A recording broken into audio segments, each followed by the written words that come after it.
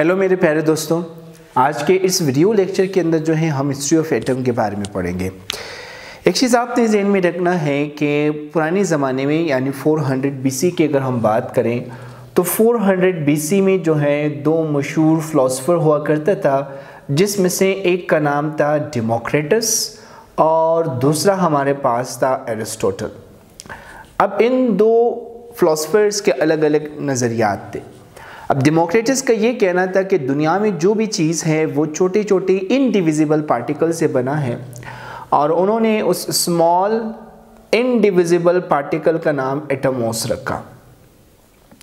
अब indivisible particle हम किस चीज़ को कहते हैं?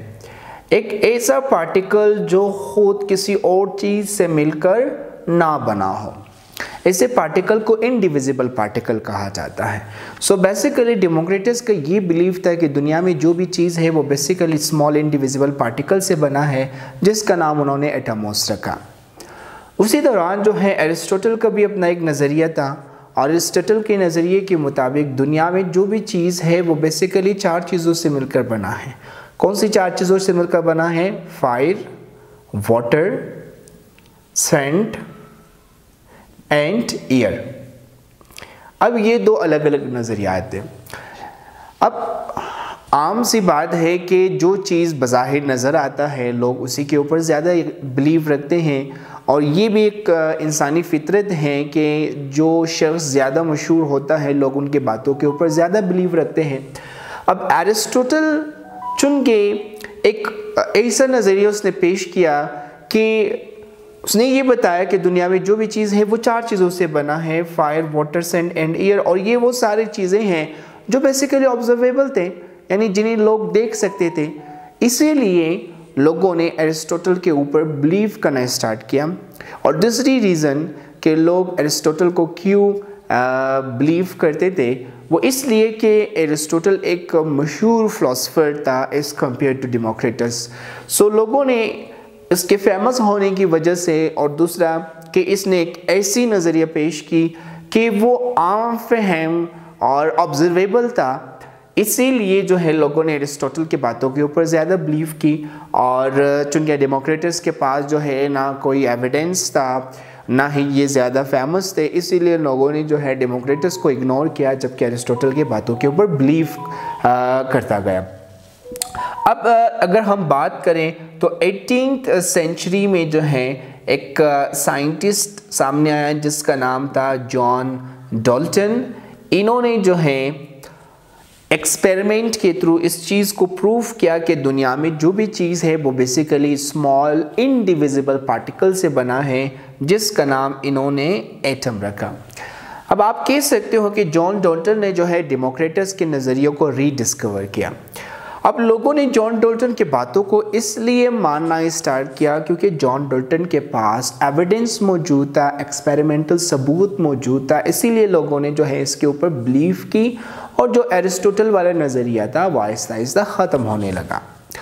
अब बात अगर हम करें तो 19th सेंचुरी में ही जो है एक और साइंटिस्ट सामने आया और उसका नाम था जे थॉमसन। अब जे थॉमसन ने जो है एक्सपेरिमेंटली इस चीज़ को प्रूव किया बाकायदा कि बेशक दुनिया में जो भी चीज़ है वो एटम से मिलकर बना है, लेकिन ये बात जो आप कह रहे हो कि एटम इंडिविजिबल है, ये बात टोटली गलत है। बल्कि जे थॉमसन के एक्सपेरिमेंट के मुताबिक एटम डिविजिबल है, यानी एटम खुद मज़ीद स्मॉलर पार्टिकल से मिलकर बना है। और चूँकि जे थॉमसन के पास एविडेंस था, एक्सपेरिमेंटल सबूत था, इसीलिए लोगों ने जो है जे थॉमसन की बातों के ऊपर यकीन की। तो आजकल का जो नज़रिया है वो ये है कि दुनिया में जो भी चीज़ मौजूद है वो बेसिकली एटम से मिलकर बना है और एटम खुद डिविजिबल है, यानी खुद एटम भी मज़ीद स्मॉल पार्टिकल से मिलकर बना है। और बाद में मालूम हुआ कि एटम जिस पार्टिकल से मिलकर बना है वो बेसिकली फंडामेंटल पार्टिकल्स कहलाते हैं और वो फंडामेंटल पार्टिकल्स तीन हैं, जिसमें से एक का नाम है इलेक्ट्रॉन, एक का नाम है प्रोटॉन, एक का नाम है न्यूट्रॉन।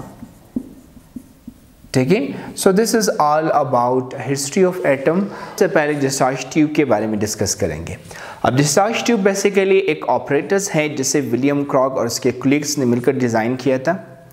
इस डिस्चार्ज ट्यूब को बाद में जो है जे थॉमसन नाम एक साइंटिस्ट ने कुछ मॉडिफिकेशन इसके अंदर उन्होंने लाया था। बेसिकली जो डिस्चार्ज ट्यूब है इसे हम कैथोड रे ट्यूब भी कहते हैं और इसे क्रॉक्स डिस्चार्ज ट्यूब भी कहा जाता है। ये मुख्तलिफ एक्सपेरिमेंट में इस्तेमाल हुए हैं for the discovery of different substances. जैसे कि 1886 में गोल्डस्टेन ने जो है इसे अपने एक्सपेरिमेंट में इस्तेमाल किया प्रोटॉन की डिस्कवरी के लिए। W.C. रोटेंजिन ने जो है इसे 1895 में एक्सरे की डिस्कवरी के लिए इस्तेमाल किया। जे थॉमसन ने जो है 1897 में जो है इलेक्ट्रॉन की डिस्कवरी के लिए इसी ऑपरेटर्स का इस्तेमाल किया था। अब जो डिस्चार्ज ट्यूब है इसकी कंस्ट्रक्शन की तरफ आते हैं। बेसिकली जो डिस्चार्ज ट्यूब है वो एक ग्लास ट्यूब से बना है। ग्लास ट्यूब उस ट्यूब को कहा जाता है जो बेसिकली शीशे से बना हो। सो बेसिकली डिस्चार्ज ट्यूब एक ग्लास ट्यूब से बना है। इस ग्लास ट्यूब के एक साइड पर कैथोड है, दूसरी साइड पर एनोड है और इसके एक साइड पर हमने वैक्यूम पंप भी रखा है ताकि इस ट्यूब के अंदर जो है हम गैस के प्रेशर को रेगुलेट कर सके। कैथोड और एनोड जो है ये दोनों कनेक्ट हुआ है with a high voltage battery जो कि 5000 to 10,000 वोल्ट करंट प्रोवाइड कर सकता है। उन्होंने जब कैथोड और एनोड को जो है एक हाई वोल्टेज बैटरी के साथ कनेक्ट किया at low pressure around about 0.01 टोर, तो उन्हें इस ट्यूब के अंदर जो है एक लाइट, एक रेज नज़र आया और उस लाइट, उस रेज का नाम उन्होंने जो है कैथोड रेज रखा था क्योंकि वो रेज जो है कैथोड से एनोड की तरफ ट्रैवल करता है और इन्होंने जो है इस रेज का नाम कैथोड रेज रखा चूँकि ये कैथोड से एनोड की तरफ ट्रैवल करता है इसीलिए।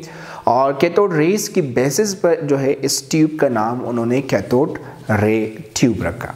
तो ये था पूरा जो है डिस्चार्ज ट्यूब के कंस्ट्रक्शन के बारे में।